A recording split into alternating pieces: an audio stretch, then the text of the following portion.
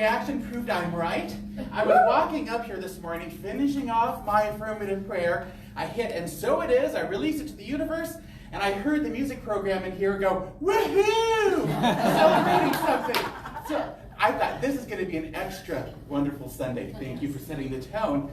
Because here we know happiness is nice, but it can be fickle. It can be conditional to what's going on. We work to discover and reveal joy within us. Joy is unconditional. Joy is always, and it's just burning in our hearts, ready to be released. So let's do that today, for our benefit, for our enjoyment, and for the illumination of the world. So thank you for being here to celebrate joy. Thank you to everyone watching online. We're going to have a great day. And we're going to lunch afterward. Woo! You have time? Yes, we'll do. It's a good place. So I plant that seed in case you're hungry, for you to think about that. And to remember, you're not just fed wonderful food, you're fed wonderful friendship. Great people. So welcome aboard. Let's kick off our Sunday service by standing up if you would like and sing along with our wonderful music program. Sing along with us. Sing along.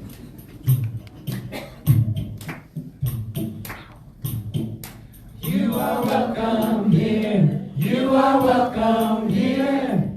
You are welcome here. You are welcome here. You are welcome here. You are welcome here. You are welcome here. You are welcome here. You are welcome here. Our arms are wide open. There's room for everyone.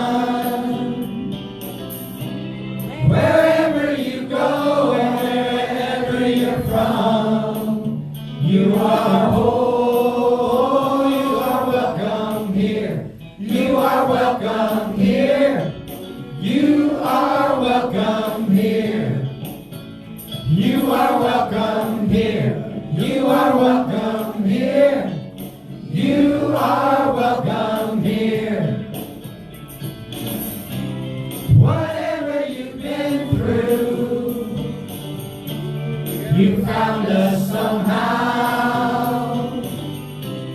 Wherever you are on your journey now, you are whole. You are welcome here. You are welcome here. You are welcome here. I am welcome here. I am welcome here. I am welcome here. We are welcome here. We are welcome here. We are welcome here. So very welcome. You are welcome here. You are welcome here. You are welcome here.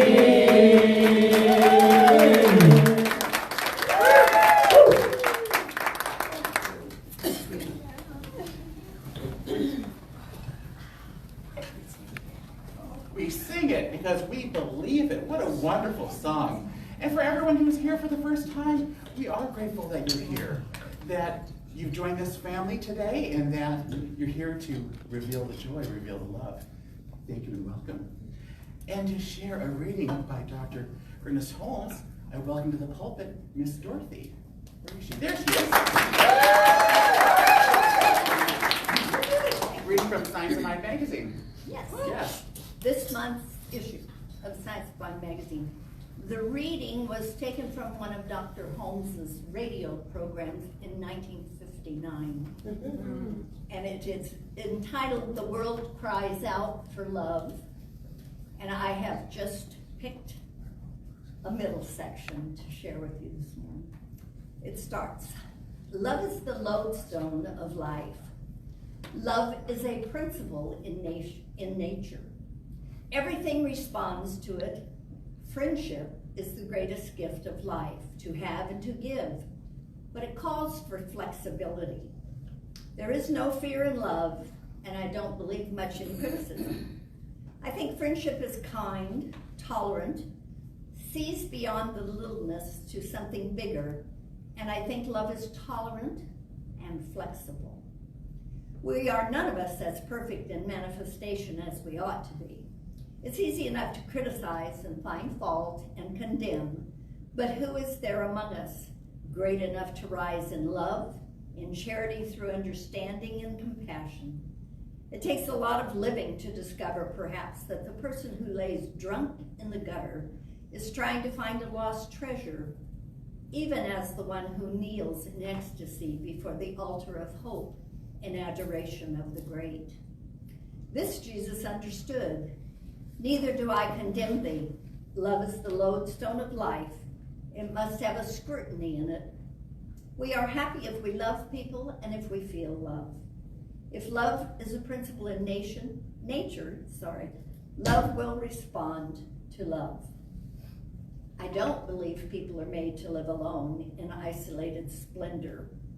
Life is made to be spontaneous and happy and self-expressive, not doleful. But do we not limit it? Who has practiced loving your neighbor as yourself? Jesus did not say to hate yourself, to love your neighbor as yourself. Jesus did not say to hate yourself, to love your neighbor, but love your neighbor, for you are your neighbor's neighbor. Love yourself and your neighbor. That is a universal principle, and everything must respond to it. Flowers will, plants will, animals will, children will, and adults will, reluctantly and half ashamed for fear they will have to surrender. Back of all the bragging and loudmouth aggressiveness and a mouth that seems so dry, there is a torrent of tears. People are crying. They are sad because they don't feel they belong to the universe. How are we going to heal them? Practice the presence of God. We must first become convinced that love is a principle of nature. We have ample evidence scientifically, logically, intuitionally, and inspirationally that there is no need for anyone in the world today to speak of love as a mere idle sentimentality. What you need to do is fall deeply in love so that you will surrender that confounded, egotistical, pig-headed, and textual concept that each of us lives alone. God is the soul of everyone. God is the mind of everyone. God is the self of everyone. And God is the lover of every soul. Therefore, we have to begin to practice the presence of God as love, as friendship, as peace, and as joy. Thank you.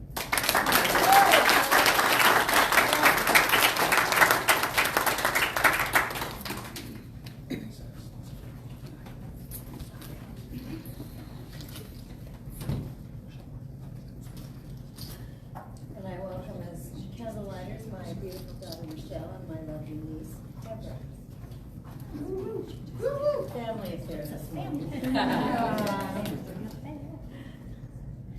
We perform this ceremony to promote the universal consciousness of life, which acknowledges that people of all faiths and all lifestyles, all sentient beings, come from the one great universal presence which we call spirit. Fundamental to this truth is the underlying nature of all religious thought and experience which we honor here today. We light a candle for the Tao, honoring the universal path of harmony and equilibrium, the natural way. We light a candle for the shamanic traditions, honoring the beliefs and practices of all indigenous peoples, the way of primal spirituality. We light a candle for Hinduism, honoring the path of knowledge, action, and devotion. We light a candle for Judaism, honoring the ethical path of living by sacred law. We light a candle for all forms of Buddhism, honoring the Four Noble Truths and the path of compassion. We light a candle for all forms of Christianity, honoring the Christ consciousness as the path of love. We light a candle for all forms of Islam, honoring the path of submission to the will of God as the highest calling. We light a candle for the universalistic religion of Baha'i, honoring the path of unity and peace. We light a candle for all forms of new thought, honoring the metaphysical path of mental healing through the practice of universal spiritual principles. And now, as Michelle lights the healing candle, please say silently out loud or put in Facebook comments the names of those you would like to hold in the healing flame of God's eternal love.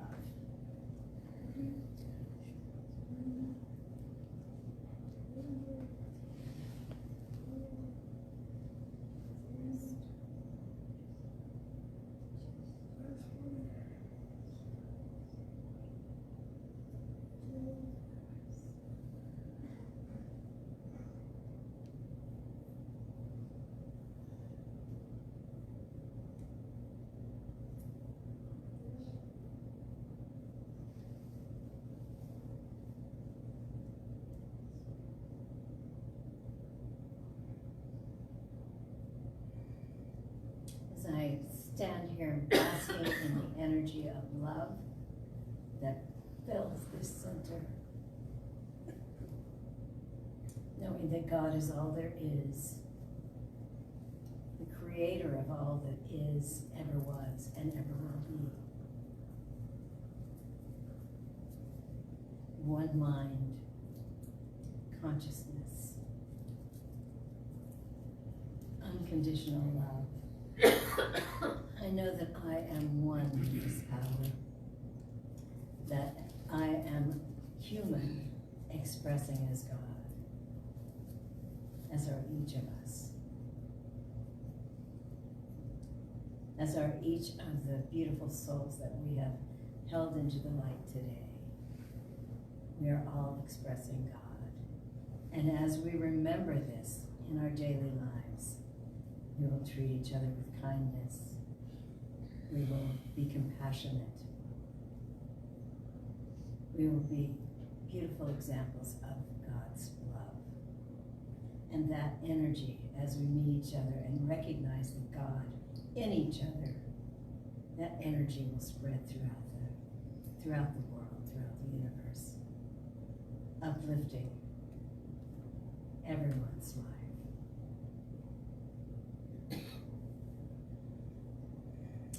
And so, as we visualize those beautiful souls that we've held into the light today, knowing that they are God expressing and that they have the ability to heal through love, the love that dwells within them,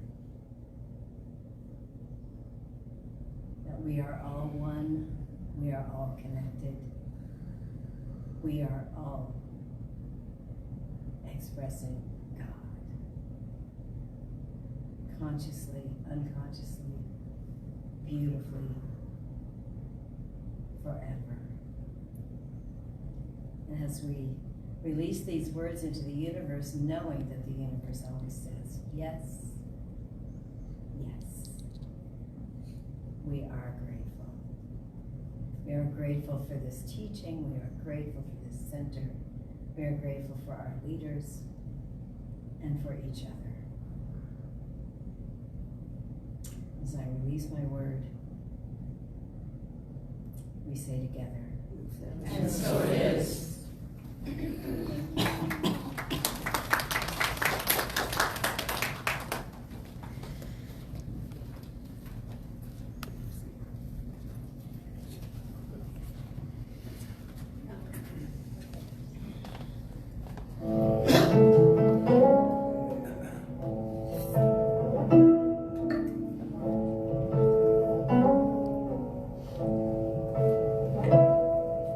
One breath.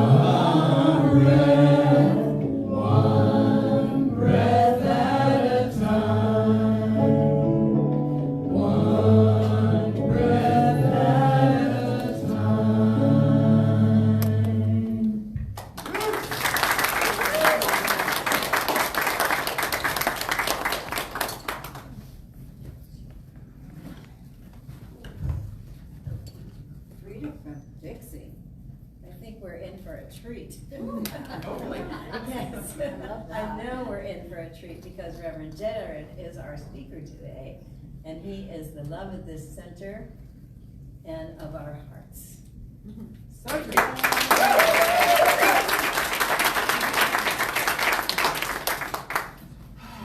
It's fun seeing a full house this morning.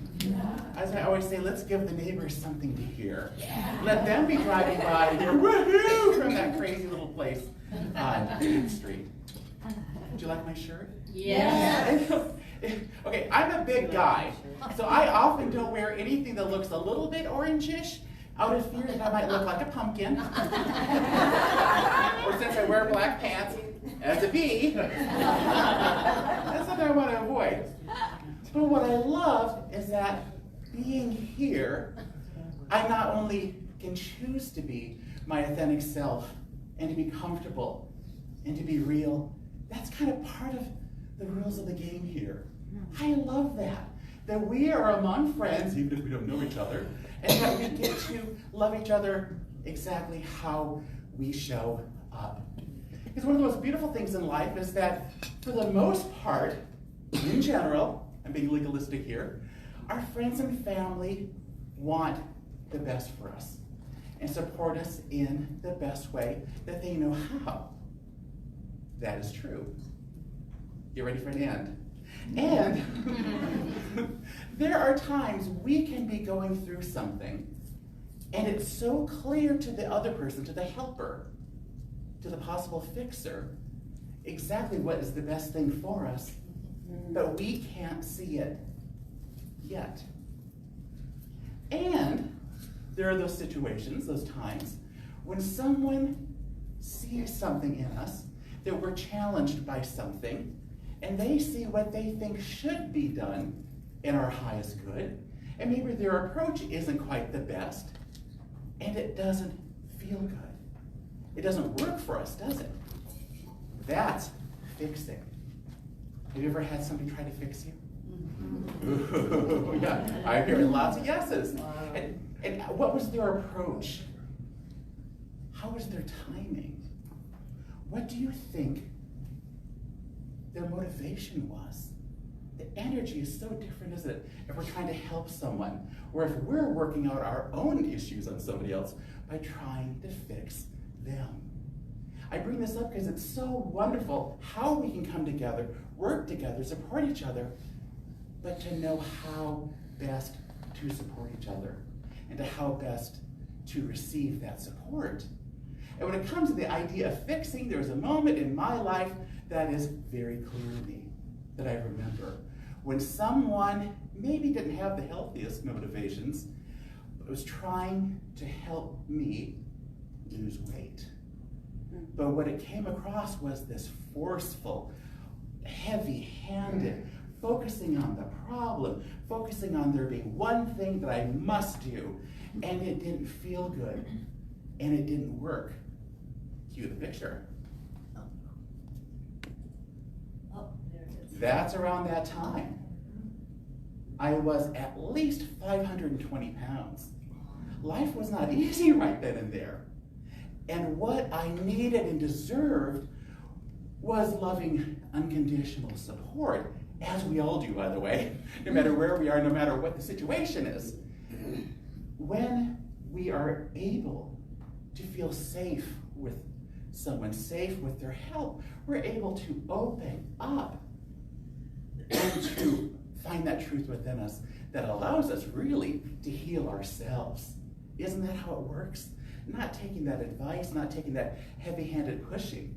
But that picture is a great reminder of how fixing doesn't work, but it's also a great reminder of how doing that wonderful, personal, deep, spiritual work, now that helps. We'll flip back to the main screen. That way you don't have to look at that picture forever, because I release and I let go. It's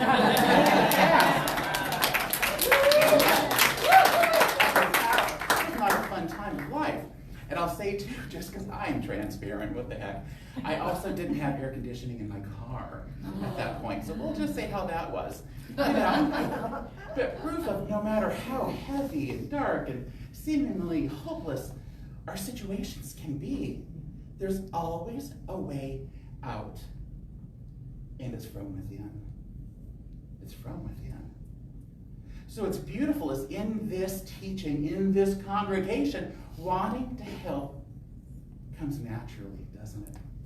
People here will see someone struggling with something or see an opportunity and help and support and love. And I say we do it well. Do it the right way. Because isn't there a big difference between supporting and fixing? Trying to fix people. Yeah, the friend who was trying to fix me, and is a blessed person and a good person, but kept saying, would also use the term, so-and-so needs to get fixed. So-and-so needs to fix yourself. You need to fix this. You need to fix your situation. I remember thinking, okay, I'm not a car, I'm not a cat, and I'm not broken. Do you not need to fix me? And what's funny is that situation, the fixing dynamic between the fixer and the fixee, doesn't even work. Doesn't work for either party. The problem with fixing is that we often do not know what's best for that other person. We don't know what's best for us. What is our motivation for wanting to fix somebody? And are we focusing on the problem more than the potential? And are we not allowing them to have their own divine journey of unfoldment? They're on their discovery. Let's support that discovery and not add to the trauma, not add to the plate of what's going on for them. And for the person trying to fix somebody, oh, that's a rough job. It doesn't work for them either. It's so much energy wasted, isn't it? Can you remember a time you tried to fix somebody where it was so clear the decisions that they were making weren't working for them? It's so clear that they were on a path that was possibly harmful. But how much energy that can take, and how much investment we have in one way out, or one way through, how that's detrimental to everybody involved. And as a minister, it can be hard to hear how, especially in a family situation, when someone has a loved one who is suffering. But what's beautiful is when that person remembers and realizes what is theirs to do and what is not theirs to do. We remember on this teaching, on this spiritual path, we practice radical individual responsibility. That we are here to make our own decisions, to create our own life, and for the rest of us, or each of us, to stay out of the way and to support them the best that we can in their unfoldment. And it's beautiful to see someone get free of having to fix someone. That they can love them. We're still called to love and to support, but not to have to be in there and be fixing them. It's wonderful to see people be free of that. And then wonderful to see the person having the experience come to their own realization, their own healing, and finding their own freedom. That's wonderful. So the good news is that we don't have to fix anyone. Does that feel good? We don't have to know what's best for them. We don't have to push anything upon somebody. Again, even if we are right, even if it would benefit someone, that we don't have to strong-hand it, strong-arm it. We don't have to push it to make that happen. We're free from that. And I'm going to share some tools today and some different approaches of what we can do. And the good news is, it's way more powerful and way more effective. So my talk today is freedom from fixing. And there's not a cat or a car in this crowd. And there's no one here or watching online who isn't already whole, perfect, and complete. We all, like Buddhism, in Buddhism, the belief that we all reach enlightenment, but in our own way and at our own time, that we get to do that. So this talk today, I thought, who am I even at, the fixer or the fixee? Well, may it land where it lands, because I think, different dynamics in our lives, we might be one or the other. But for the message to land that we don't have to fix anyone, we really shouldn't. and for us to be able to be empowered to have boundaries when someone's trying to fix us. So, who are you tempted to fix? Anybody come to mind? Has it worked for either of you? And sometimes it can be hard because we want to help someone, we want to support them, and we might even be right about what's best for them, but we need to let people walk their own journey. And people who've taken classes here know that we say the rules of the road.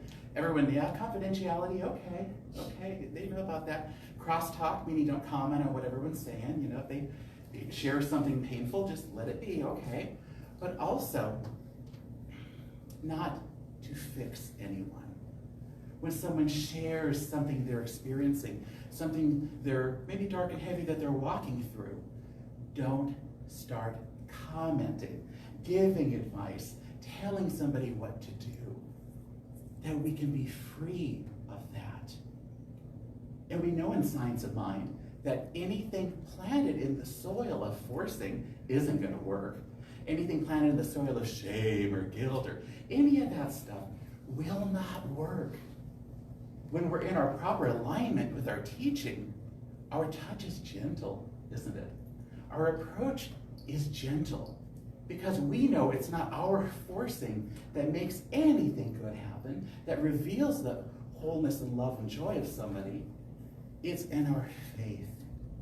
It's in our knowing for ourselves and for that loved one, and it comes through perfectly. And we may not always understand someone's choices in life, huh? We may not think that they work for us, but could they work for them? A story that comes to mind is my brother works with homeless people experiencing homelessness up in Phoenix. And my mom and my brother and I have all gotten to know a very special guy who I think everybody knows and loves in that part of Phoenix. And his name is Richard. Just the cutest little guy who always pretty much lives on this certain bus stop bench near my brother's house. Right? The irony is insane. There's a mansion, literally, a historic mansion right across the street. On his side of the street, on that bus stop, is a golf course. So here's all this luxury, and here he is on his little bench. And we've gotten to know him so well, and we've celebrated birthdays with him. We knew it was his birthday, we took him little cupcakes, we sang with him, and we left him there on his bench. That's where he is. And he's joyful, he's happy. But then he gets an apartment. Somebody worked really hard, really well to get him an apartment. So we go to his apartment and we have little housewarming gifts. We take pictures with him and he's happy there. And it seems to be working from our standpoint. After all those years of being homeless in Phoenix, after about, I don't know how many months in that apartment, he walked away. He left it. Man, that's hard for us to understand. We want to argue that. We want to fix the situation. But that comes to mind just as a reminder. We do not know what another person wants, what they're thinking, and for us to be reminded that we are not to force somebody else to live by the way we think, what we would be comfortable with or not comfortable with. Because I'm reminded, and I see this a lot in classes, look at how we're kind of strangers to ourselves. There are times I'm like, oh my gosh, am I just meeting me for the first time? Who are you? You know, where did this problem come from? Where did this strength come from? You know that? You can do that? Who is that? Well, it's me. And you know, we're on this continuous journey of figuring out who we are and what are our challenges, what are our superpowers. And then here comes this other unique being, this mix of all that chocolatey goodness of cosmic, you know, strengths and weaknesses and powers, potentials and experiences, and we're going to try to tell them how to live their life. Man, it doesn't work that way, does it? It doesn't work that way. And the author Ram Dass, I'm sure a lot of you have heard this, he said, really, when it comes down to it, we're walking each other home in life. And home is to that next destination. Home could be our enlightenment. It could be our freedom. But we are reminded, I'm reminded, that it's not arm twisting. It's not pulling people by the ear, by the nose, that we are to be gentle and to be walking along together with people, gently for their own highest good. So the problem with fixing, it's not always wanted, is it? What's the intention when somebody wants to fix us? Have you ever seen someone's fear of their own life when they're looking at you, telling you how you need to change? And really, they're seeing something within you that reminds them that they're having that same experience. That's where it's coming from. Doctor, heal thyself. If there's someone who thinks that there's something wrong with you, could it be something that they're wrestling with themselves? And how often that's true? It's all about motivation, isn't it? Where is it coming from? Whatever we do, to be clear about that, to know about that. And are we focusing on what we see as wrong with somebody instead of what can be right? I had somebody at the prison once say, well, chaplain, I was a chaplain at a prison, spiritual support. He said, well, none of this works, And I'm like, the event we're putting on, or the gate we're opening, what do you mean? Or the radio, what do you mean? Well, none of this works. And I'm like, well, how big is your scope here? The religious stuff or prison in general? All of it. They didn't believe in redemption, in absolute transformation. I'm like, oh, buddy, open your eyes, because that transformation is happening all around us. And that's beautiful, to have the Spirit, to have the eyes to see that transformation. It unfortunately can become easy to become hypnotized by a problem, hypnotized by a difficult journey that somebody's having, and not remember the truth of their potential, of their wholeness, of who they are as a beautiful spiritual being. Author Annika Martins reminds us too that martyrdom, any martyrs here? I think martyrs get burned at the stake. I don't want to be a martyr. That there can be an addiction to martyrdom, for someone to try to come in and save us, or for us to go in and save them. Her name is Annika Martins, and she writes, if you begin to feel like the only way to show your love is to prostrate yourself at the needs of others, there is an issue. Or you're hurting, let me swoop in and save the day. Or you're broke, let me dump my savings into your bank account and all will be well. Or you're single again, let me fix you up with my neighbor's son. Whatever your ailment, I've got a fix for you. Oh, that's not a good place to come from. Think of all the ways that we can show people love and to support people and to know their truth without it being at our expense. And the answer is to not go from a doing response to help somebody, but from a being response.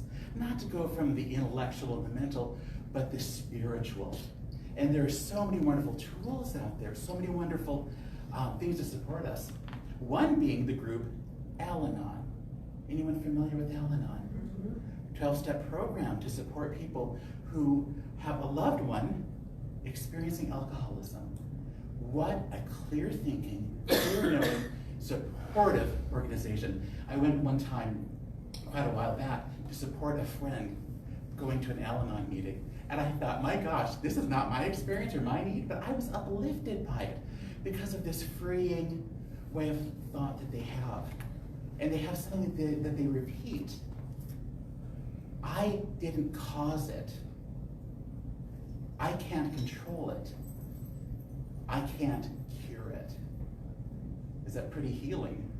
For if you bring to mind somebody in your life who is experiencing a problem, a challenge, I didn't cause it.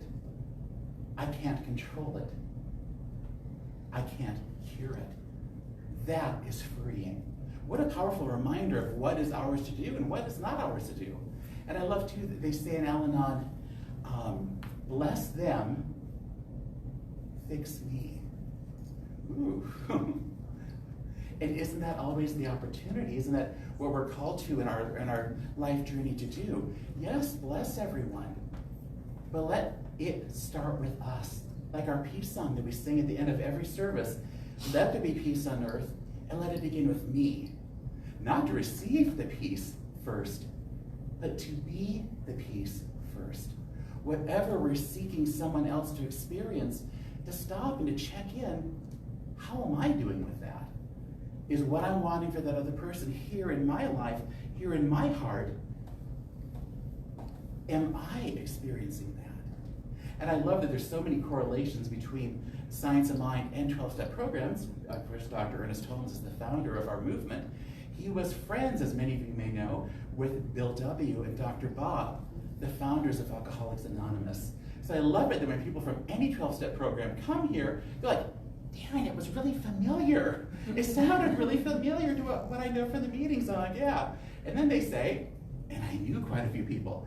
Yes, I love that. You know, because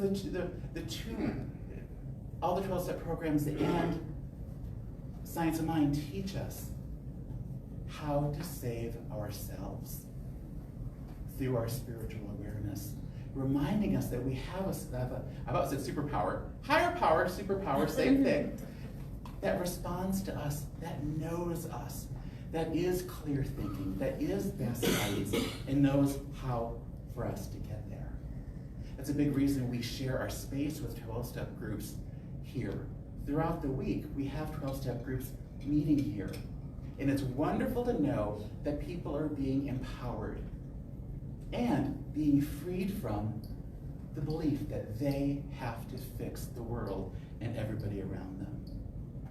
So what are we called to do? Empathy. To care. Empathy is a bad word in the news lately.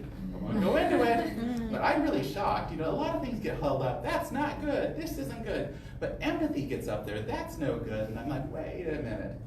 Empathy is understanding someone, understanding where they are. It's having compassion. How could that ever be wrong? And what's beautiful is when we have empathy, we open up to who we really are. When we have empathy for someone, we look past their actions, we look past their personality, past all this ephemeral, stuff that's going to change anyway, and we see who they really are. And when we see in Namaste consciousness a fellow child of God looking back at us, that can heal them. That can make the whole difference.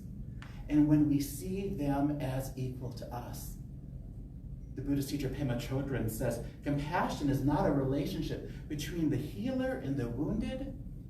It's a relationship between equals. Now, isn't that different? One is not higher than the other. One is not better than the other. Everyone is here as a child of God in our own place in the journey. So what can we do when we want to help someone? Turn to meditation and to ask, what is the best way? Dr. Maxine Kay, one of our past ministers, would always, before a lot of decisions, or most decisions probably, or experiences, she would go into meditation and ask, is this mine to do? Now, something really may be needing done, but that doesn't mean it was her job to do it. And if it was, what was the way? Turn to the power that knows, the guidance that knows. What is the best way to support someone? Because God, that which made that person, pretty much knows how to fix them. We'll let God be a fixer. To turn within and for us to know what's the truth of them. What's the truth of that beloved? Because in Science of Mind, it's funny, people will say, oh, I don't know what to do. I live so far away. I'm not really sure what the answers are. I don't have a lot of money to help them. So I guess all I can do is pray. Come on! Don't tell that to a Science of Mind minister. All you need to do is pray. We can worry, we can wring our hands, we can do all this stuff, remember, doing instead of being, when really we're called again to not be suckered in by the story, by the experience, not to be hypnotized by that. That no matter what we see in someone's experience, for us to be still and to be calm and to know that they are perfect, whole, and complete. And they have before them and within them the complete potential to transform their lives. Prayer is sometimes all we can do. Prayer is always all we need to do. So I invite you to bring to mind someone in your life, a friend, a family member, a loved one, or maybe a place in the world where you would like to call in peace and wholeness, love and connection. Bring them to heart, because we're going to pray. We're going to act upon what we know. Bring to mind someone for whom you would love to see the very best healing happen in the best way for them at the best time. And if they don't come to mind right away, they will in prayer. And let's close our eyes and turn within. Closing our eyes, opening up our hearts. As we turn to that power that knows, as we turn to that power that can, and that is God, not a deity off somewhere, but a power and a presence found everywhere, as everyone is everything.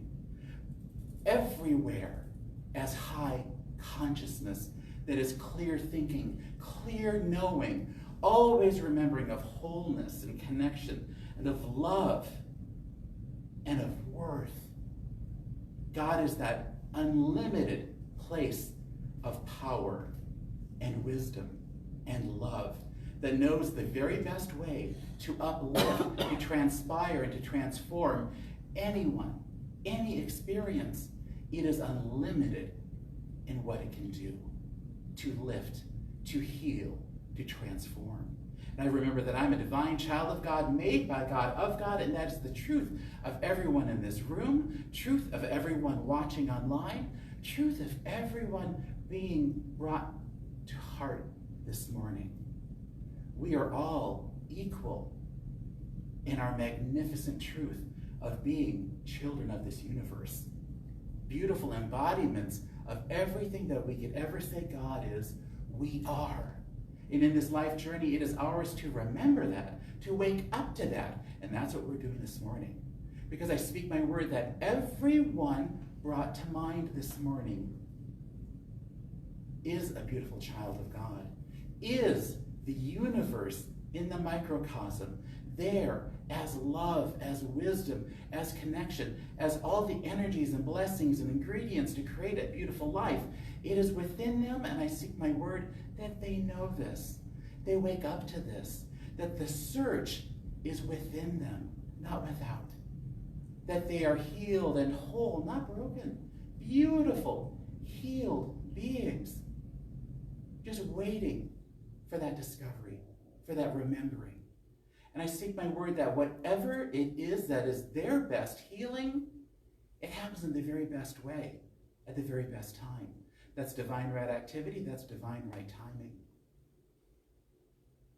That they are blessed and uplifted, given the support and the information that best serves them.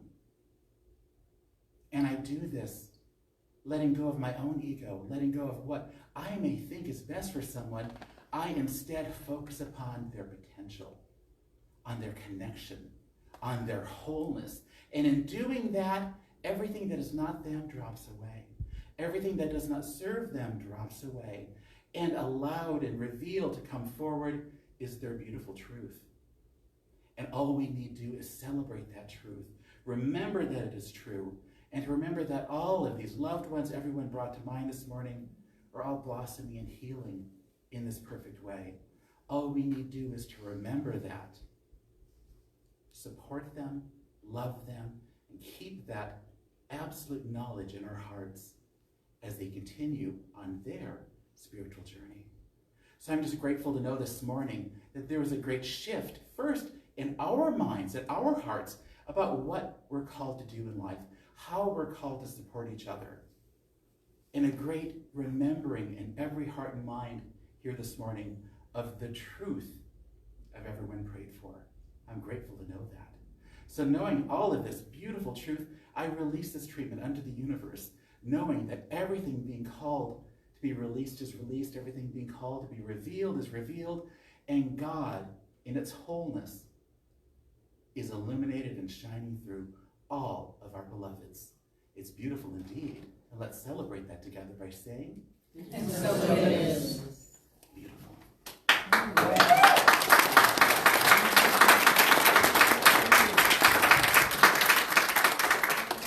That was a trick closure, apparently. We're not done. We've known the truth of our beloveds. Let it begin with me. Let us remember to focus on ourselves, to care for ourselves. Self-care. It is not being indulgent. It is not being self-centered. Self-care, there's two quotes I have. Andy Lamott says, anything will work better if you unplug it for a while, including you. Audre Lorde says, caring for myself is not self-indulgence, it's self-preservation. We care for ourselves first, and then we are useful. We are a blessing to everyone around us in our lives. And again, I'm going to turn to the 12 steps to remember who we are and to discern, not to judge, but to discern the truth of ourselves, to discern what is best for someone and how to proceed. So I'd love for us to say together the Serenity Prayer. And there are two versions. The first will be the traditional version you probably all have seen and heard before. And then there's a second one that's kind of more inwardly focused. So let's say it together.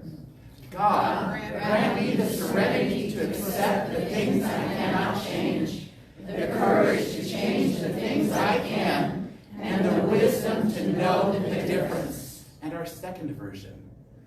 Today I seek the serenity to accept the people I cannot change, the courage to change the one I can, and the wisdom to know that one is me. And so it is.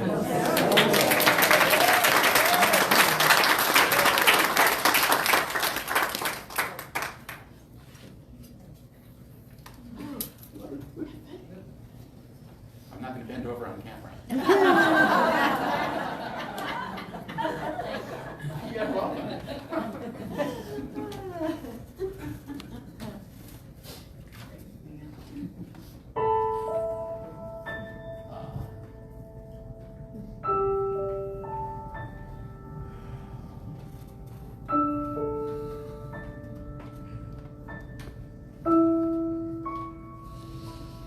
You are seen, you are heard, you are loved for who you are. You are enough, you are complete, you are loved.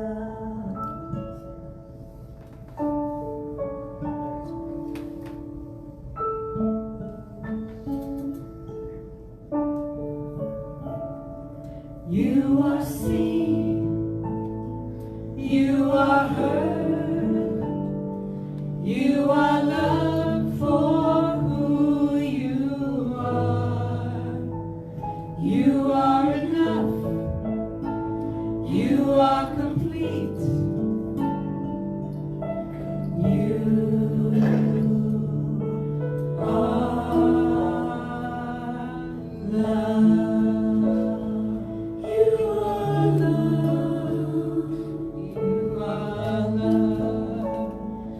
You are loved.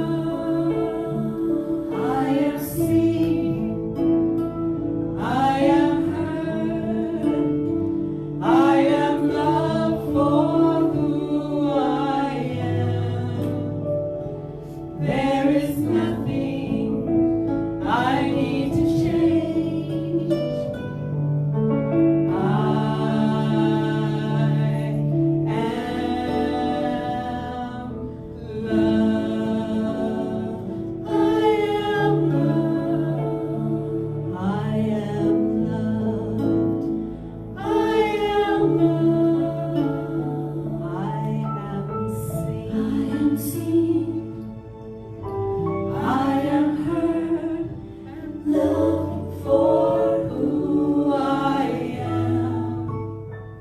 I am enough, I am enough, I am complete, I am complete.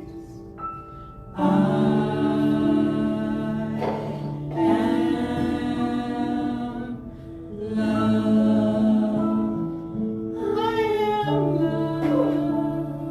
I am seen. I am loved. I am heard. I am loved. I am saved. I am loved. I am enough. I am loved. I am worthy. I am loved. I am loved.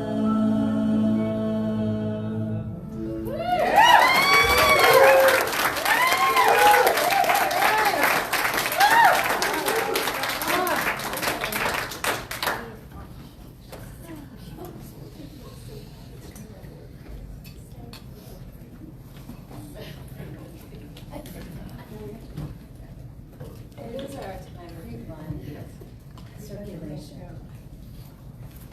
And I have not gotten out my outfit.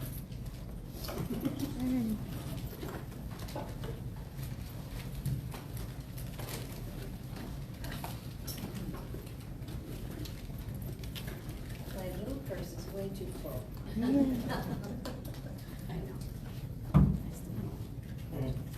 So, if you will join me in our affirmative giving blessing. Divine love Consecrates my gift. It goes forth to heal, to prosper, and to bless. It is evidence of my conviction that God is the source and substance of my supply. I joyously contribute to the vision of this center, knowing that it returns to me multiplied abundantly, and so it is.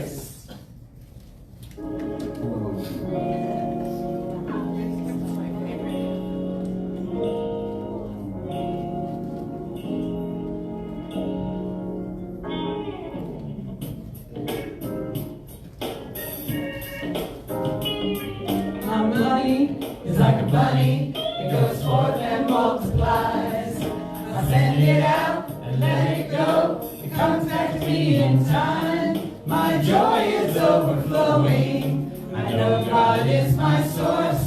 My money is like a bunny, it goes forth and multiplies.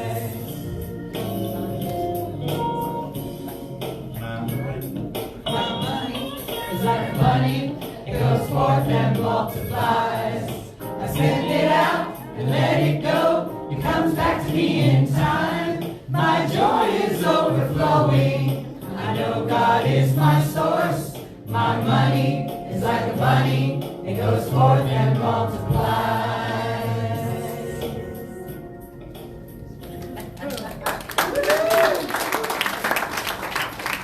That is a great song for offering. My money is like a bunny. Well, we are truly blessed with this offering that we have today. It blesses our center and it blesses all the work that we do in the community. And it serves the community because we do pay bills. And we also tithe on our offerings. So that is a very important service for us as far as the circle of abundance. I am grateful, and so it is. And so it is. Oh, okay, goody goody.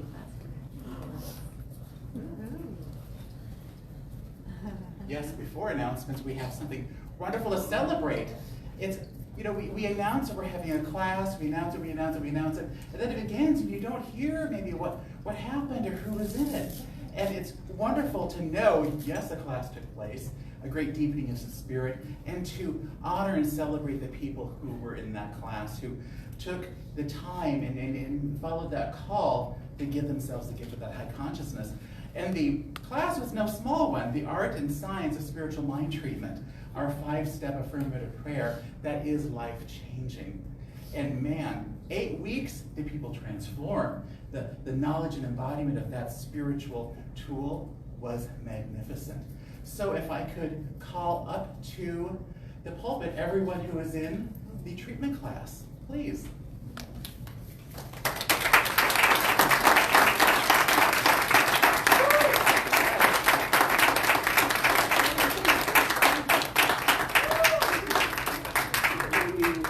No, you'd be right here. Okay. I just want you to see them, support them, love them, and what wonderful that you can applaud them. And anybody want to say anything about your experience with the class? That we can maybe, and I have an ulterior motive, I'm an old marketer. You know, I'm not falling for that trick again. Don't listen to her. Anybody want to share anything about how that was for class, or to take a class in general? It's a wonderful experience. Get to know everybody that's in the class and the closer family.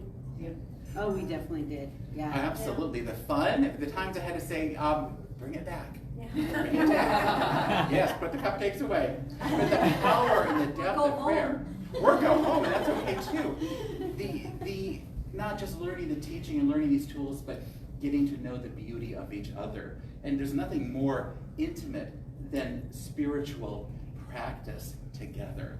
And this has been a wonderful class, and I'm grateful for all of you. And you'll have certificates coming from home office. We just have to get those and we'll give them to you.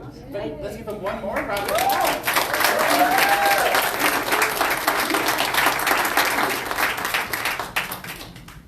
And for announcements, we're going to lunch today. It's second Sunday lunch. We're going to La Bodega on 16th Street. There's the address if you need to take a picture. Any announcements? Mr. Pedro, he's our host. Gonna go there, and we're gonna be set up there on the tables. We'll be there, we'll be set up, and it'll be great. Let's come and get to know each other and have a good time. And that second Sunday lunch. And we have appetizers next week. The third Sunday is appetizers. Thank you to Michelle, our kitchen goddess. Those are yummy treats out in the family room to get you all fed up and loved up and ready for the board meeting. We have a board meeting, and that's not a trick, but it's wonderful to get some appetizers and come in. Your board of trustees is the collection of beautiful beings you have entrusted to lead the center, to follow our teaching, to come from the soul and make the best practices and decisions for our spiritual family. So everyone is invited to that meeting, which will be next Sunday after the service. And chair yoga. Now I gotta tell you, I've had a hard time shifting. So Tuesday, the chairs were gone, people were on the floor, there were drums and bowls, and lights and colors going all over the place. It's a sound bath. And then boom, it was different for Thursday meditation. And then boom, Saturday, yesterday, this room was full of 26 people. Didn't that wonderful? So thank you to everyone. I can see a bunch of you that were there. 26 people, and about half of them saying, I've never been here before. What is this place? Welcome. The same thing with the sound bath.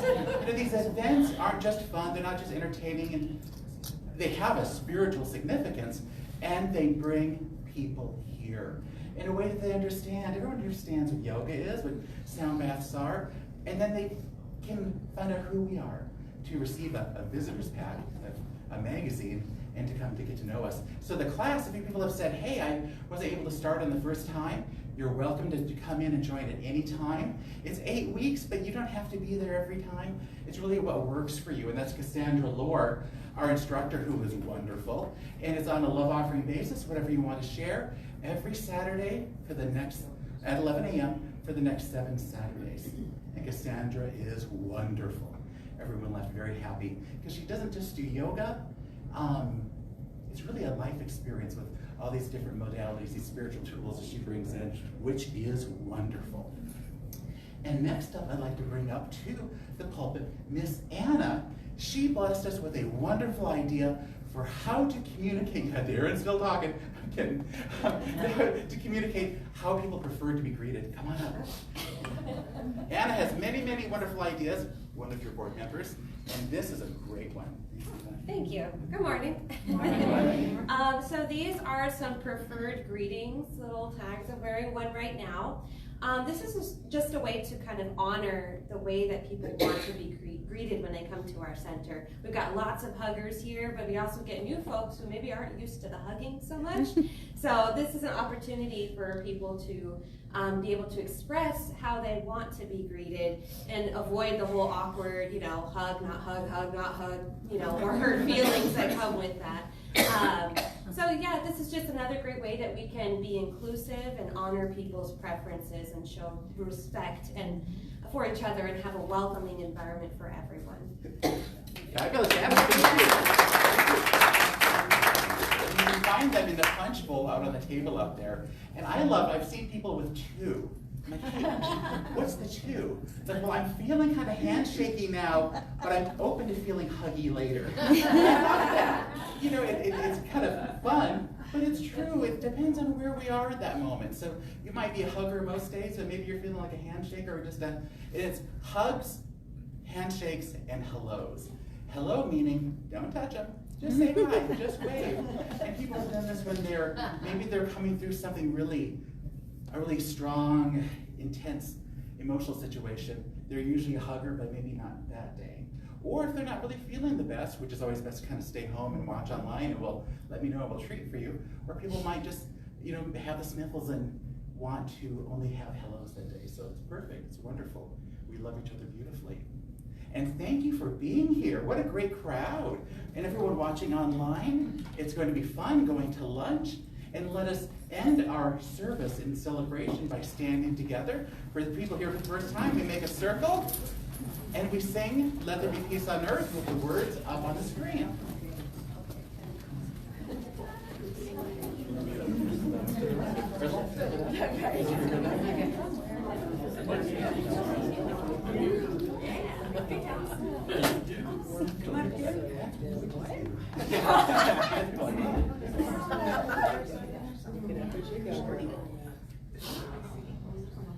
Or you can stay in the middle and soak it up.